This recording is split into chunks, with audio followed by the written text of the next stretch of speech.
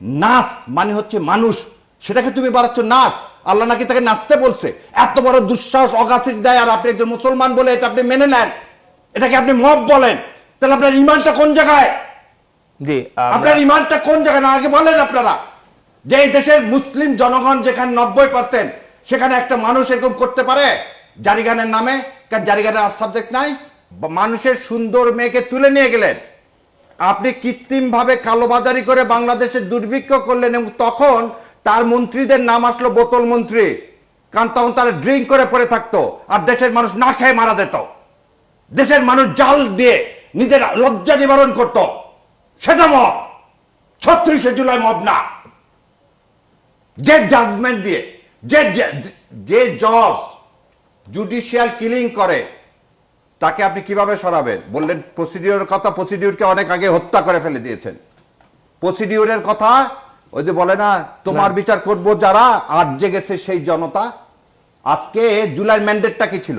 সংস্কার করা। জুলাইয়ের তো 3টে ম্যান্ডেট, বিচার, সংস্কার আর নির্বাচন। আপনি দেখেন শেখ হাসিনা কি করলো, জুডিশিয়াল কিলিং করলো। শেখ হাসিনা কি বললো? যে 57 জন মিলিটারি অফিসারকে হত্যা করলো, করে বললো যে খালেদা জিয়ার বাড়ি ঘুরে ওখানে ফ্ল্যাট করে 57 জন অফিসারদেরকে দেওয়া হবে।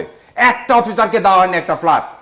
আপনি আছেন যে শেখ হাসিনা শাপলা চত্বরে হাজার হাজার ছেলেপেলেকে, ছোট ছোট নিরীহ ছেলেপেলেকে, কামেল মাদ্রাসা, তাদেরকে হত্যা করে ফেলে দেওয়া হলো।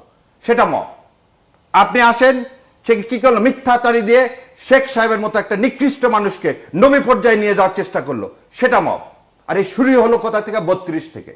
আবার আপনাকে জিজ্ঞাসা করি, 32-এ 6,000 টাকা শেখ মুজিব, একটা সামান্য ইন্স্যুরেন্স কর্মচারী, একটা ইন্স্যুরেন্স কর্মচারী 6,000 টাকা কোথায় পাইলো ওই জমি কেনার জন্য?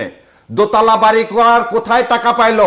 পাকিস্তান সরকার থেকে টাকা নিয়ে সেই দোতলা বাড়ি করলো। এই মিথ্যাচার, এটার নাম মব। এই মিথ্যাচারকে ভেঙে ফেলে দেওয়ার জন্যে আমার সন্তানেরা বুকের তাজা রক্ত দিল, মুগ্ধরা তাজা রক্ত দিল।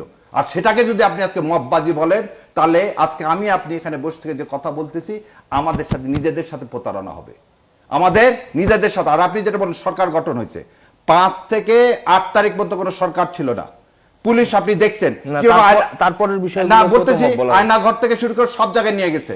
সারা পৃথিবীতে আপনি ইতিহাস দেখেন। সেদিন আপনি এখন বললেন যে শেখ মুজিবের যত মূর্তি এখানে ছিল, শেখ মুজিবের জন্ম শতবার্ষিকীর নামে যে হাজার হাজার কোটি টাকা লুট করা হয়েছে, আপনি বললেন শেখ মুজিবের মূর্তি ভেঙে কি হবে? ওটা তো মব। শেখ মুজিবের মূর্তিগুলো ভাঙার দরকার কি ছিল? সরকার আসতো, তারপরে ভেঙে দিত।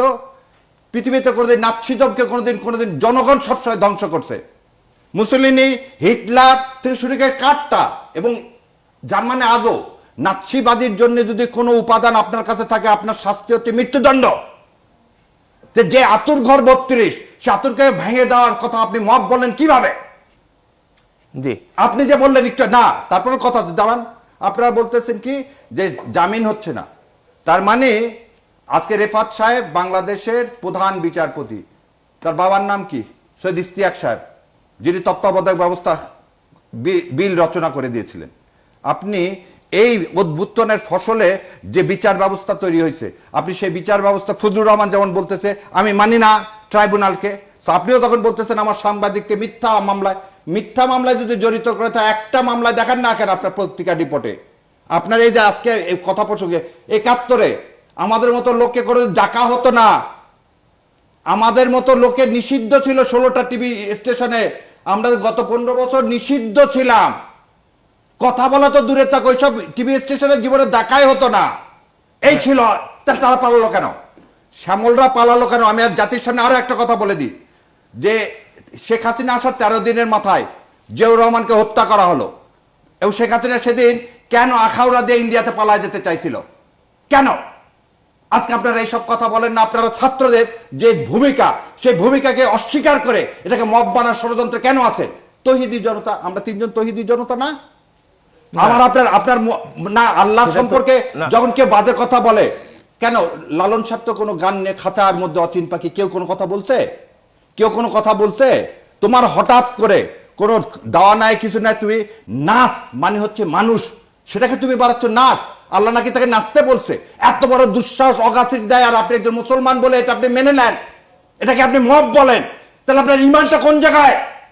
জি, আপনার ইমানটা কোন জায়গায় না আগে বলেন আপনারা। যে এই দেশের মুসলিম জনগণ যেখানে 90%, সেখানে একটা মানুষ এরকম করতে পারে জারিগানের নামে? কেন জারিগানের আর্ট সাবজেক্ট নাই? দেহতত্ত্ব নিয়ে আর্ট সাবজেক্ট নাই? কেন ইয়া মারা গেল কি গান গাইতে গাইতে? আপনি ওনার না, নাম তাই কি? বলে তো না না, আপনি তাই বলে হাতে হাতে কেউ তো আইন নেয়নি কি? আপনি 32 নম্বর যে ভেঙে দেওয়াকে আপনি কি বলবেন? 32-এ কোনো লোককে মারা গেছে? কোনো লোক ছিল ওখানে? 32-এ কি একটা লোক মারা গেছে? একটা বিল্ডিং ভেঙে দেওয়া হয়েছে যেটা স্বৈরাচারের মনস্টারের প্রতীক। জি, আমরা আপনি তাকে কিভাবে আপনি বলতেছেন যে এটা যদি আপনি না, তাহলে আপনি এই কথা বলতে পারেন সেখান থেকে উত্থাত করলেন, এটা তো অন্যায়। আপনি তো এটাও বলতে পারেন যে পুলিশের গাড়ির সামনে বুক পেতে দিচ্ছে, এটা অন্যায়, আইন শৃঙ্খলা আপনি নিজের হাতে তুলে নিছেন। আপনি তো এটাও তো বলতে, ছোট ছোট বাচ্চারা যে হাতে লাঠি নিয়ে যে রাস্তায় বেরোচ্ছে, এটাও তো অন্যায়। জি। অন্যায় না, অদ্ভুতানের সময় অনেক কিছু অন্যায় না, সাহেব, আপনাকে সেটাকে ওইভাবে ধন্যবাদ। আমরা interpret কাজী করা যাবে না।